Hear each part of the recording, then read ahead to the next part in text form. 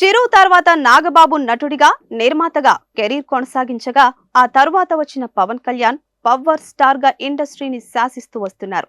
ఇక ఆ తర్వాత వచ్చిన వాళ్ళ వారసుల గురించి వారి సక్సెస్ గురించి ఇప్పుడు పెద్ద చెప్పుకోవాల్సిన పని లేదు. ఇప్పుడు విషయం ఏంటంటే మెగా బ్రదర్స్ కేవలం సిల్వర్ స్క్రీన్ మాత్రమే కాకుండా కాస్త ఆలస్యమైనా సరే రాజకీయాల్లోనూ తమను తాము ప్రూవ్ చేసుకున్నట్టే.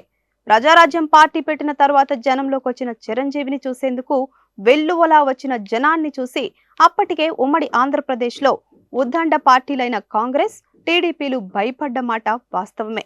చివరకు ఎన్నికల ఫలితాలు వచ్చేసరికి ముఖ్యమంత్రి అవుతారని భావించిన చిరంజీవి కేవలం 18 అసెంబ్లీ స్థానాలకు పరిమితం కావడం, నరసాపురం నుంచి ఎంపీగా పోటీ చేసిన చిరు సోదరుడు నాగబాబు ఓడిపోవడం జరిగింది. ఓ రకంగా మెగా రేంజ్ లో పొలిటికల్ ఎంట్రీ ఇద్దామనుకున్న మెగా ఫ్యామిలీ ఆశలకు కాస్త బ్రేక్ పడింది. ఆ తర్వాత పీఆర్పీని కాంగ్రెస్ లో విలీనం చేయడం, సోనియా గాంధీ చిరంజీవికి రాజ్యసభకు ఎంపీగా పంపి కేంద్ర పర్యాటక మంత్రిని చేయడంతో మొదటిసారి మెగా ఫ్యామిలీ నుంచి మెగాస్టారే మంత్రి అయ్యారు. అన్న అప్పుడు, తమ్ముళ్ళు ఇప్పుడు కాస్త ఆలస్యమైనా సరే రాజకీయాల్లోనూ తమను తాము ప్రూవ్ చేసుకున్నట్టే.